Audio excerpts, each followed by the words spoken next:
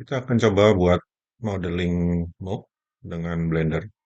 Pertama, kita akan hapus dulu semua objek defaultnya. Ketik A, kemudian kita delete. Kemudian kita akan masukkan objek dasarnya yaitu silinder. Ketik Shift A, pilih mesh, lalu silinder. Kemudian kita geser, ini kan posisinya masih tembus ke lantai. Jadi kita geser supaya objeknya ada di atas lantai. Ketik G ke arah sumbu Z, ketik Z, kemudian ketik 1. Maka dia sudah bergeser ke atas lantai. Kemudian kita akan geser dulu originnya. Jadi klik kanan di objeknya, set origin, origin to 3D cursor. Sehingga saat ini kita mau scale supaya kita tambahkan ketinggiannya, ketik S, lalu ke arah sumbu Z, ketik Z. Nah, ini yang bergerak ke arah atas saja, sementara bagian alasnya tetap berada di posisinya. Nah, ini seperti ini. Kemudian kita masuk ke edit mode, ketik tab, lalu pilih bagian select mode-nya surface. Kemudian kita inset, ketik I, geser ini. Kemudian teman-teman extrude ke bawah. Nah, kita ke tampilan wireframe supaya bisa melihat gesernya sebatas mana. Kita geser, ketik G, perintah geser, kemudian sumbu Z. Nah, kemudian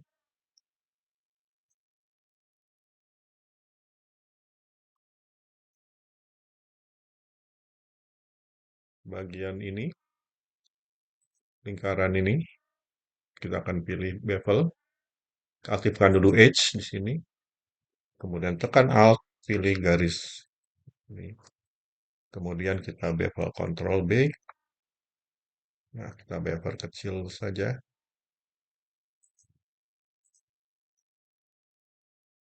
Kemudian bagian ini juga.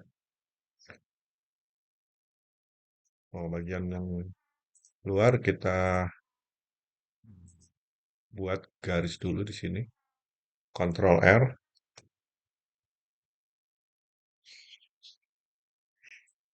Lalu geser ke bawah. Nah, seperti ini.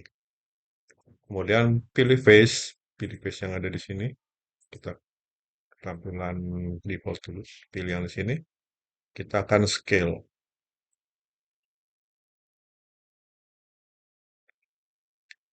Jadi kita buat dia agak mengecil bagian bawahnya.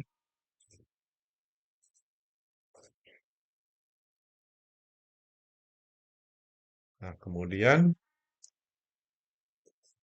kita akan buat garis di sini. Ctrl R. Klik. Kemudian kita bevel. Ctrl B.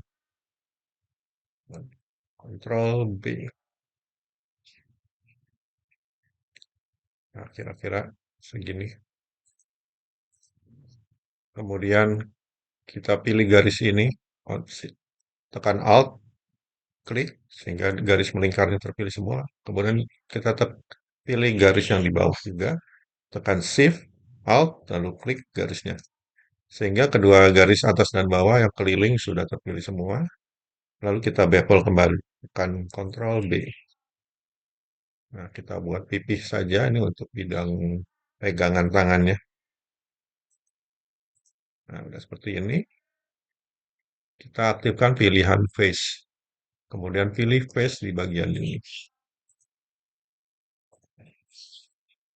Kemudian ke menu Edge, Bridge Edge Loops. Kemudian aktifkan ini Blend Surface, tambahkan number of cuts-nya.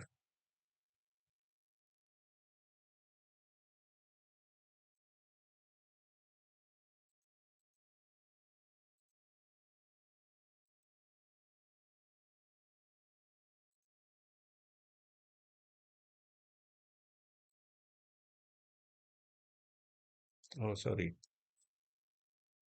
Udah kelupa, ini kita extrude dulu. Kita extrude dulu supaya dia maju dikit, baru kita bridge edge loops. Nah, baru kita number of cuts. Nah, itu ini. Kita atur smoothness-nya, jadi lengkungannya kita atur secukupnya. Nah, seperti ini. Kita keluar dari edit mode, ketik tab, kemudian tambahkan modifiernya. Pilih subdivision surface. Kemudian naikkan nilainya.